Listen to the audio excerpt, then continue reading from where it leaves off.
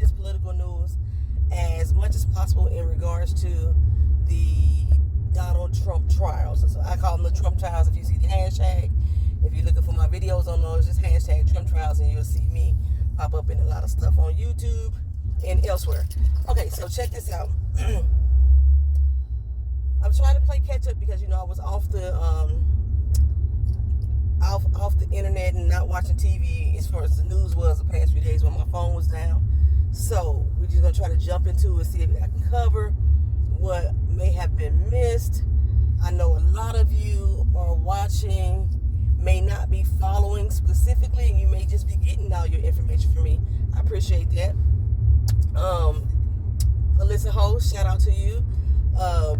Made me remember there are people who will watch this channel that's not in this country, so they are getting information from me as well.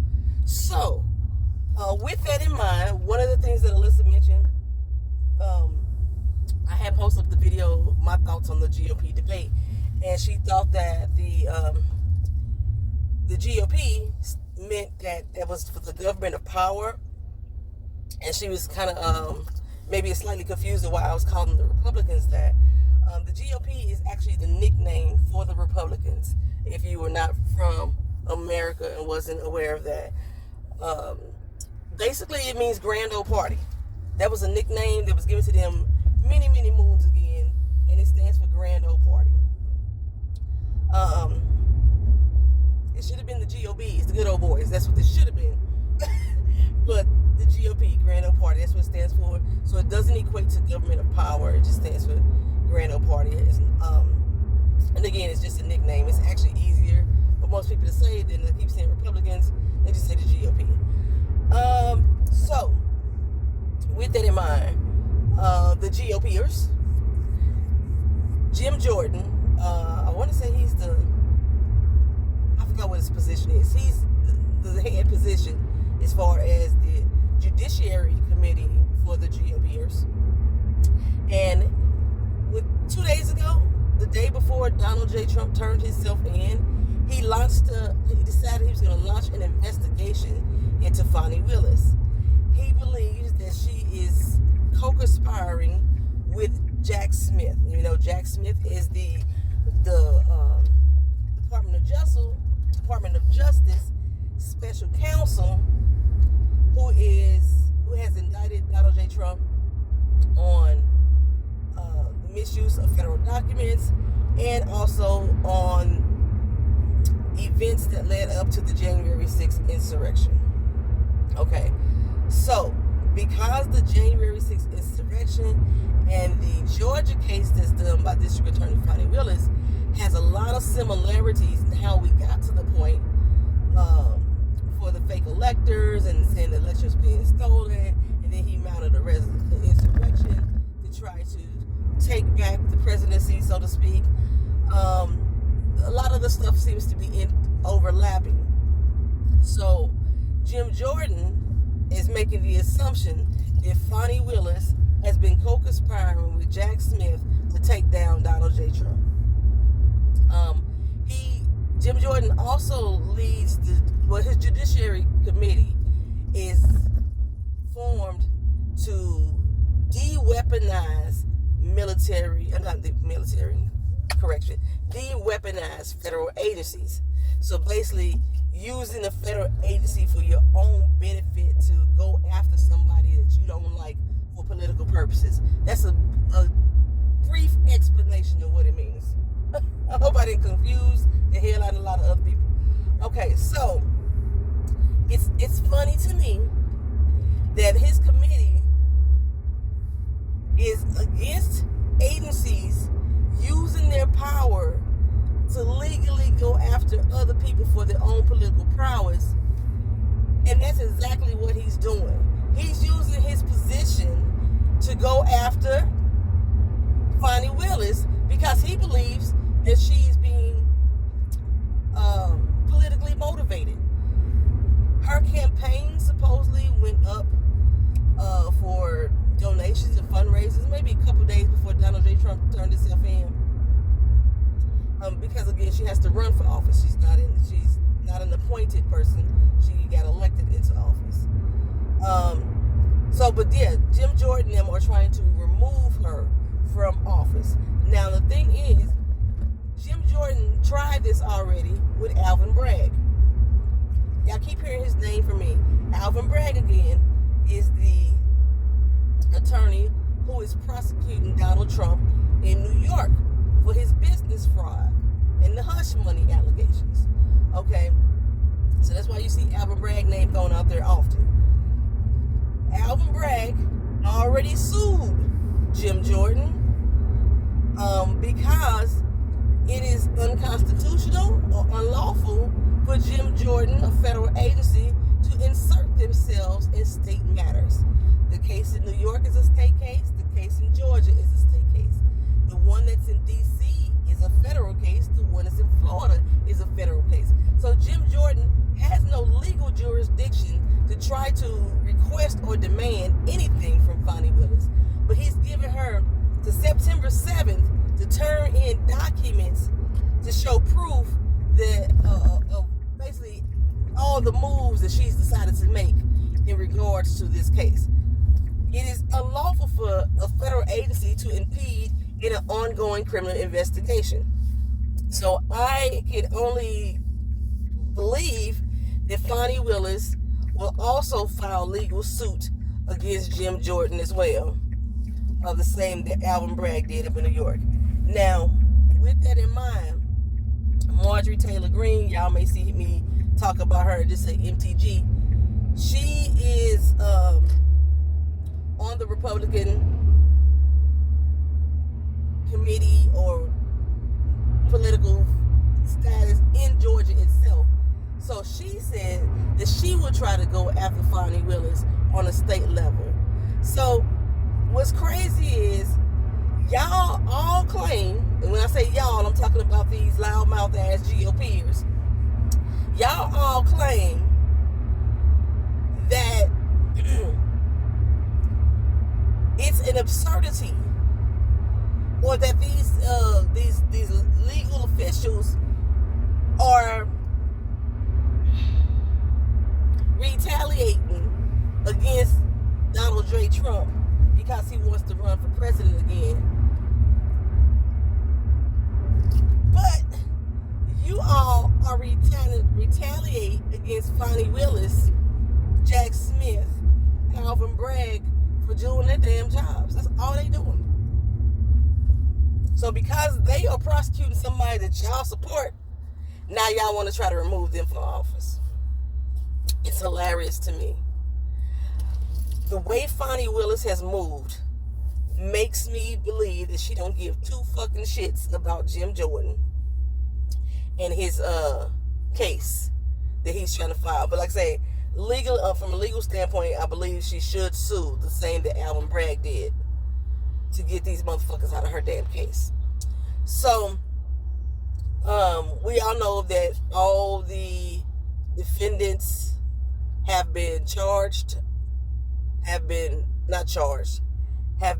arraigned and booked.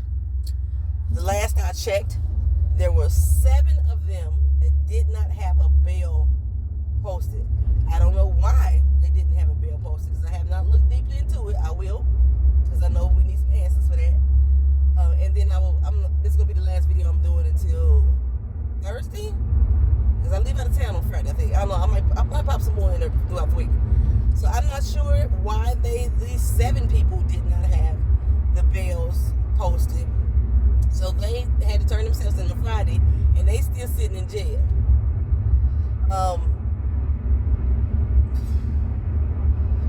The dollar amounts that have been set on the bails, I'm not sure where they're getting that from either.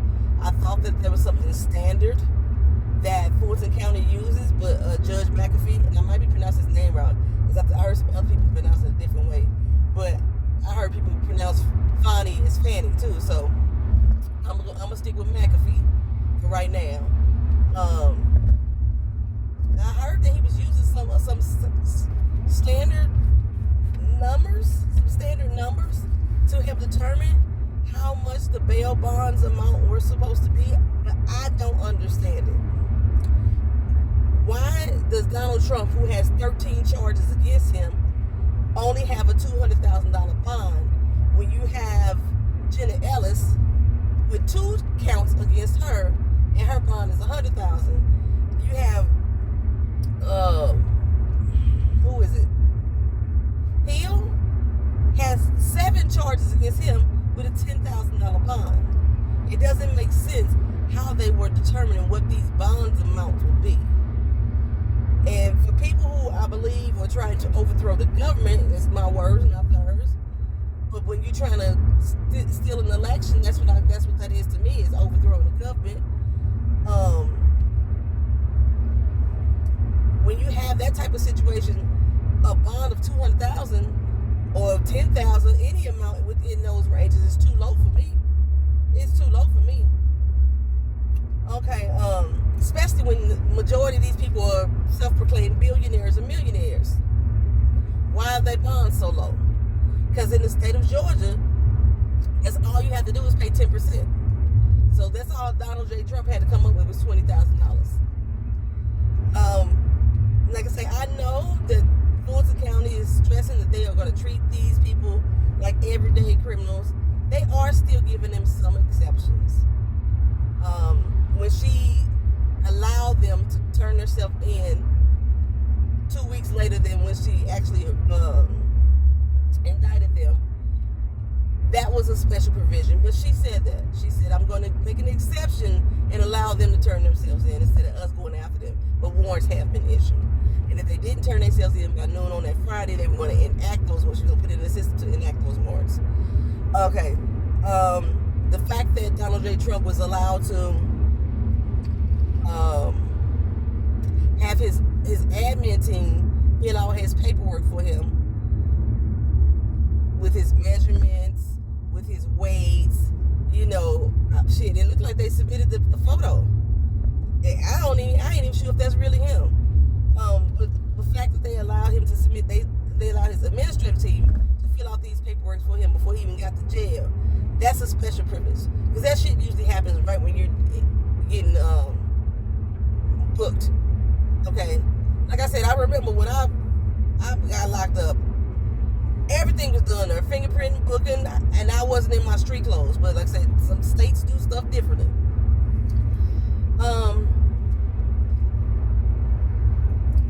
Kenneth Chesborough, who was one of the 19 indicted, who believes that he's going to get off scot-free, because he said he was never even in the state of Georgia for this to apply to him. Again, a RICO Act is different layers and different factions that are coming together for a common goal. So there may have been acts that he had taken outside of the state, physically outside of the state of Georgia, that impacted what was going on in Georgia. So he requested a speedy trial. Now, all 19 of these defendants are supposed to be prosecuted together. Remember, I was saying, I don't know how the hell they're going to do that. That's a big-ass case to prosecute 19 people at one time. But they all supposed to be prosecuted at one time, or all go to trial at one time. So, like I said, Fani Willis had asked for, I said March 24th last time, March 4th, for her case to go to trial, which is the day before Super Tuesday. Ken Chesborough requested his right to enact a speedy trial. Okay, so since all of these people are being tried together, Fani said, fine with me. I will give you a speedy trial. How about October 23rd? Now, far as we know, if they do approve it, Kenneth Chesborough is the only one going to be at trial on October 23rd, which I don't know how that works, considering that all 19 people are supposed to be tried together. So, when she enacted this, though, she said, everybody going on October 23rd, if he is going on October 23rd. And, what was I about to say? One of the key complaints from Jim Jordan, from Ken Chesborough, from Donald Trump's team, one of the key complaints is that Fani Willis took 2.5 years to prosecute them, to indict them. That's the same complaint that they had about Jack Smith as well. Like I especially with cases such as these high-level or RICO cases, it takes time to build a case to make sure that it's not going to fall through. I mean, they could have probably went to court a long time ago, but they want to make sure that they were standing on solid ground. So the time limit it took to bring them to justice is not shocking to me. You got 19 motherfuckers you watching. Okay? The FBI watching some people, been watching them for years, waiting till the right moment to pounce on them and bring them to justice. So that's not unusual. I don't know why they keep trying to stress that and try to make it seem like it's such an unusual thing. Oh my gosh, it took 2.5 years to bring this to justice. Well, my thing is, if that is your complaint, that she took 2.5 years to bring it to justice to indict, like she just made this shit up overnight and said, oh, you know what, I'm going to get up this morning and I'm going to indict it. Oh my gosh, you know what I'm saying? If that is your complaint, then how are you saying that her actions are politically motivated? That she just, because he just announced that he's running. Okay, he didn't announce it 2.5 years ago when her investigation started. He didn't announce it 2.5 years ago when Jack Smith's investigation started. He just officially announced that he's running this year.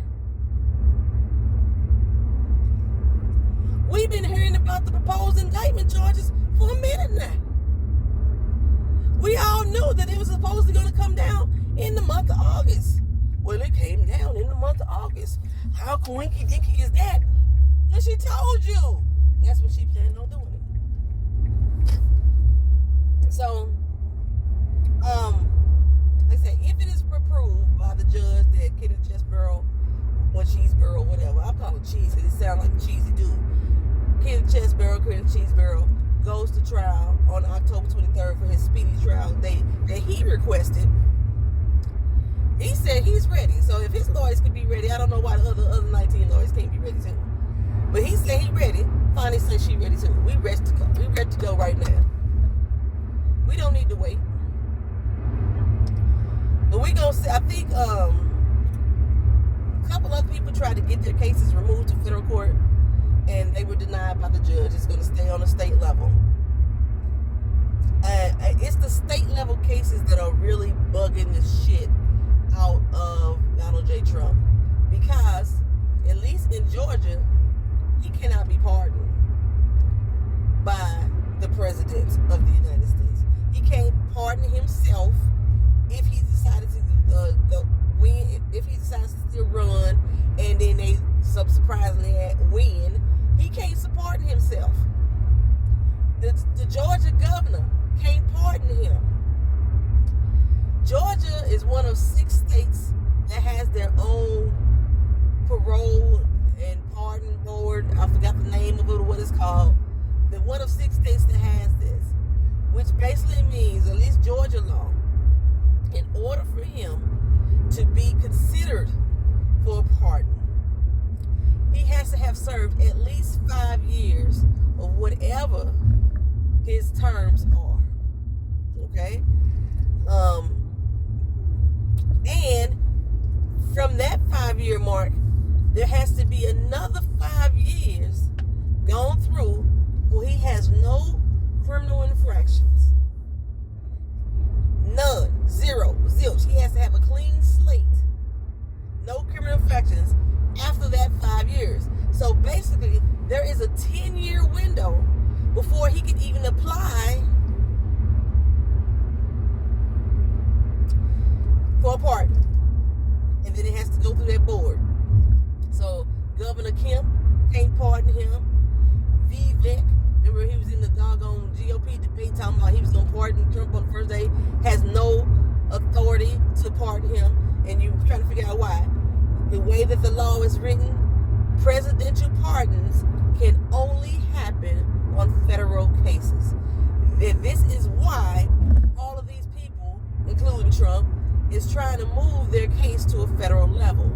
Because if they get the case moved to a federal level, then whatever president is acting at that time has the legal right to pardon them.